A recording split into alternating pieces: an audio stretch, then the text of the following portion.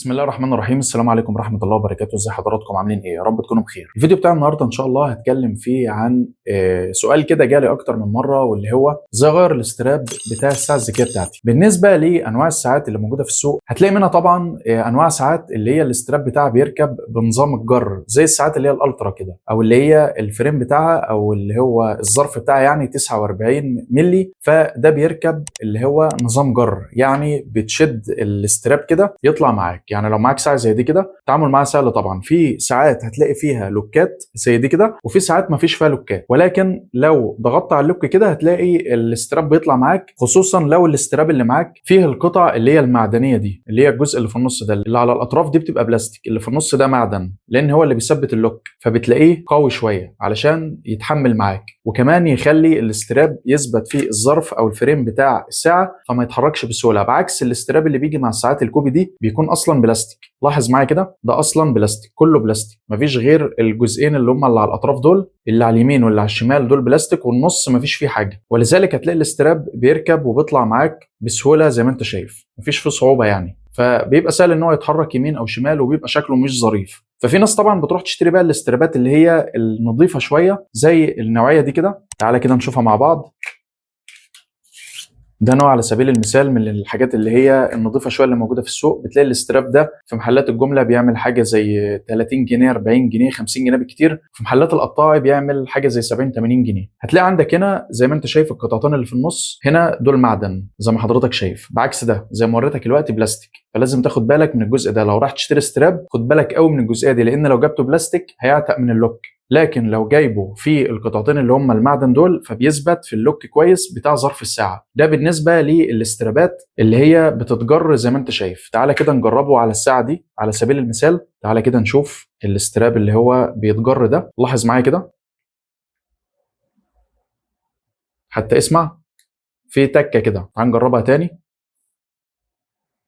اسمع كده، هقرب له المايك، اللي هي التكه دي. ليه؟ لانه بيعمل لوك في القفل اللي موجود في ظرف الساعه، بعكس التاني ده ما فيش فيه اي حاجه زي ما انت شايف، بيطلع ويدخل كده بدون حتى الضغط على اللوك. ده ما اعرفش اطلعه الا اذا ضغطت على اللوك. فده بالنسبه للنوعيه الاولى من نوعيه الاسترابات اللي موجوده في السوق، اللي هي استرابات الجر بتاع الساعات الالترا، سواء الساعات الكوبي دي او الساعات الاصليه. فخد بالك قوي من التركايه او الحته البسيطه دي، لان المحلات للاسف ما بتقولش النقطه دي، هو بيعطيك الاستراب وخلاص، فخلي بالك علشان ما تخسرش فلوسك في الفاضي. ده بالنسبه لنوعيه الاسترابات الاولى وكيفيه تركيبها وازاي تختار الاستراب الصح، وده بالنسبه للنوعيه الاولى. تعال بقى نروح للنوع الثاني من انواع الاسترابات، واللي هي الاسترابات اللي بتيجي بسوسته زي الساعات العاديه دي، بس هنا السوسته عشان تتخلع بتحتاج زي ابره او مفك صغير كده علشان اقدر اخلع السوسته من الظرف بتاع الساعه، زي ساعات الكاسيو الجي شوك والاليمينيتور والحاجات اللي هي الحاجات العاليه دي. طيب بالنسبه بقى للساعات السمارت نفس القصه، بس الميزه ان انت بتلاقي السوسته اللي جايه في الاستراب فيها هنا زي دراع كده تقدر انك تحركه فتشد الاستراب بسهوله. لاحظ معايا كده علشان لو انت شاري استراب تعرف ازاي بقى تفكه وتركبه، زي الاسئله اللي انت شفتها من شويه على بدايه الفيديو هنا،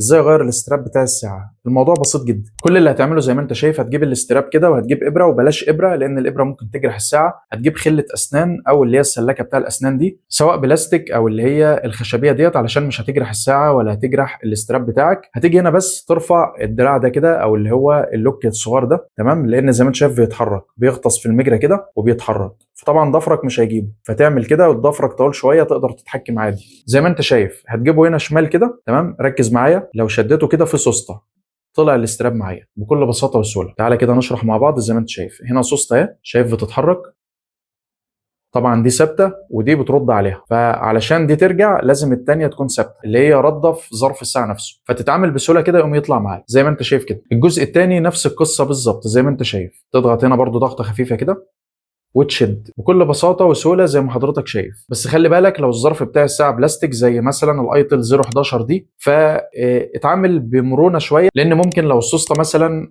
طلعت بطريقه مش كويسه او ركبت بطريقه مش كويسه ممكن تاكل في الظرف. فزي ما انت شايف الفتحه، ركز معايا كده، هتلاقي عندك هنا الفتحه اللي هي بتاعه السوسته قريبه جدا من الفريم من بره، فمع الوقت لو انت نزلت السوسته بنظام الشحط او اللي هو يعني عافيه تنزل جر كده لتحت، فده غلط. لازم تشد السوسته وتبيتها بهدوء كده، لانك لو نزلتها بنظام زق كده او عافيه هتاكل الظرف هنا مع الوقت، لان الفريم ده بلاستيك. فخلي بالك من الجزئيه دي مع الفريمات اللي هي البلاستيكيه زي الايتل 011 على سبيل المثال. دي اللي هي الاي اس دبليو 011 اللي عملت عنها مراجعه قبل كده على القناه، تقدر تشوف المراجعه بتاعتها من الاي اللي ظاهره قدامك دلوقتي لو عايز تعرف عنها اكتر. وفي منها برضو اللي هي الايتل 015 او اللي هي الايتل اي اس دبليو 015 اللي نزلت بعد دي زيها بالظبط، بس الشاشه بتاعتها 2 بوصه، دي الشاشه بتاعتها 1.8 او 1.8 بوصه، ده بس الفرق بينهم. شوف بس المراجعه لو عايز تستفيد اكتر من الساعه دي، ممتازه جدا كبطاريه وكاشعارات وضد الميه وحاجه محترمه، بكفايه ان هي من براند زي ايتل، طبعا غنيه عن التعريف. طبعا كلامي عن الاسترابات اللي هي بسوسته ايا كان نوعها، يعني في اللي هو بكبسونه زي ده كده، وفي اللي هو الاستراب الاصلي بتاع الاي اس دبليو 023 اللي هنتكلم عنها دلوقتي برضه، تمام؟ ده اللي هو الاستراب الاصلي بتاع اللي هو لونه رمادي كده، كلهم نفس الفكره، فكرته نفس فكره اللي هو الاستراب اللي هو بكبسونه برضه مفيش فرق. فجزئيه تقفيل الاستراب في الساعه بالنسبه للاسترابات اللي هي 22 مللي نظام سوسته زي دي كده كلها واحد، يعني اللي هتعمله ده هتعمله على ده هتعمله على ده، بس الفرق كله هتلاقيه في اختلاف كيفيه او طريقه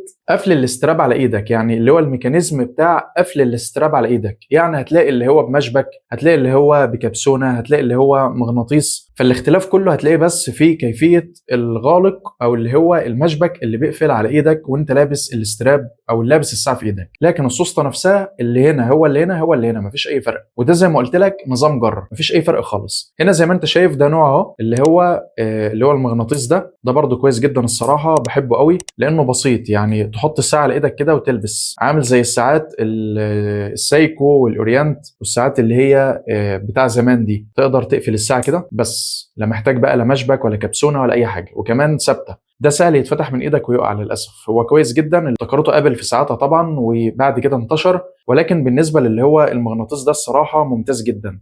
طريقه التعامل معاه بصراحه فوق الممتازه، لانك تقدر تتحكم فيه عن طريق انك بتفتح اللوك ده زي ما انت شايف عليه سهم كده، بتفتح اللوك كده وبعدين بتحرك دي لقدام او لورا وهكذا عشان تضيق وتوسع، وبعد كده بتقفل اللوك تاني، تضغط عليه كده وتقفل. اما بالنسبه للجزء الثاني ده ثابت، وكل ده معدن طبعا، وهنا مغناطيس وهنا مغناطيس. بتلبس طبعا الساعه في ايدك كده زي ما انت شايف وتقفل الاستراب بس كده. وطريقه تثبيته في الساعه برضو نفس القصه اللي عملناها مع الاي اس دبليو 011. طبعا دي الاي اس دبليو 023 برضو عملت عنها مراجعه على القناه، تقدر تشوف الرابط بتاع المراجعه او الفيديو بتاع المراجعه، تقدر تشوفه من الاي اللي ظاهره قدامك دلوقتي في الفيديو ده. ساعه ممتازه جدا وسعرها برضو اقتصادي جدا، وهتقدم لك امكانيات فوق الممتازه، وبرضو من شركه ايتل، حاجه اعتماديه جدا، بطاريه واشعارات ودنيا، يعني كمان الظرف بتاعها معدن على فكره. يعني بالنسبه لجزئيه الظرف البلاستيك والناس اللي بتخاف منه، هنا الظرف ده مطعم او مكون من الزنك تقريبا علشان يقاوم الصدى وما يتفاعلش مع ايدك. هتلاقي الساعه نفسها طويل معاك وبطاريتها قويه جدا، بتقعد فترات طويله بصراحه عن تجربه. يعني انا يمكن لما بخرج احيانا، يعني الساعه دي بعتمد عليها في الخروج اكتر، لو انا بقى رابط على الموبايل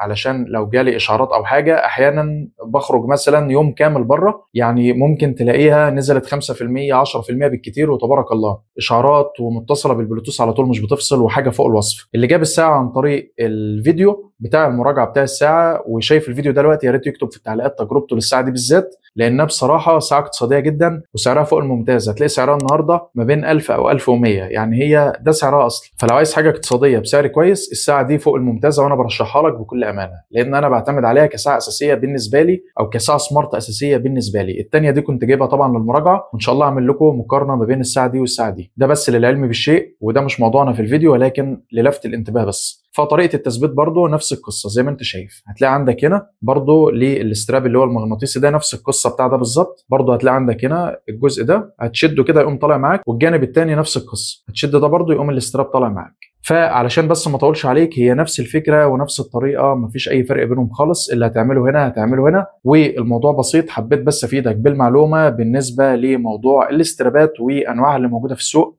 وازاي تختار الاسترابات اللي هي الجر دي بطريقه سليمه، علشان بس ما تقعش في الفخ بتاع الاستراب اللي ما فيش فيه اللوك اللي هو المعدن ده. علشان في ناس بتروح فعلا تشتري اللي هو البلاستيك وتكتشف ان هو مش بيثبت في الساعه، لكن اللي هو بيجي بسوسته ده ما فيش قلق منه، لان كده كده السوسته بتثبت معاك. لكن الاختلاف كله زي ما قلت لك في ميكانيزم القفل على ايدك او اللي هو الغالق بتاع الاستراب نفسه. طبعا الاسترابات بقى في انواع كتير منها في السوق، هتلاقي منها بقى اللي هو المعدن والبلاستيك وحاجات كتير بقى، والقماش واللي بيلزق والمغناطيس. المغناطيس اللي هو الكامل ده، بتشد الاستراب على بعضه كده يلزق كله، مفيش فيه اللوك الصغير ده، لكن ده بيبقى مغناطيس وده مغناطيس فبيلزق على بعض. برضه في انواع كتير في السوق تقدر تسال عليها، وهي اختلاف اذواق في النهايه. ده كان الفيديو الخاص بالاسترابات وكيفيه تركيب الاستراب في الساعه وازاي تخلعه من الساعه. اتمنى تكون استفدت ان شاء الله. ما تنسانيش من خالص الدعوات. هتلاقي طبعا رابط الموضوع الخاص بالفيديو ده موجود في الوصف وفي اول تعليق مثبت للناس اللي الانترنت بطيء عندها وعايزه تشوف او تقرا على الموقع. هتلاقي الرابط موجود في الوصف وفي اول تعليق مثبت تحت الفيديو باذن الله. وطبعا مش هاكد عليك، لو لسه جديد معايا في القناه ما تنساش تضغط على زر سبسكرايب، الاشتراك في القناه، ولايك وشير وتفعيل الكل من جرس التنبيهات علشان يوصلك كل جديد ينزل في القناه اول باول ان شاء الله. شرفني كمان باشتراكك في قناتنا الثانيه سؤال جواب قصص وحكايات علشان يوصلك كل جديد ينزل فيها اول باول باذن الله. تحياتي لحضراتكم. ما تنسونيش من خالص الدعوات، وفي النهايه كالعاده سبحانك اللهم وبحمدك اشهد ان لا اله الا انت استغفرك واتوب اليك. والسلام عليكم ورحمه الله وبركاته. في امان الله.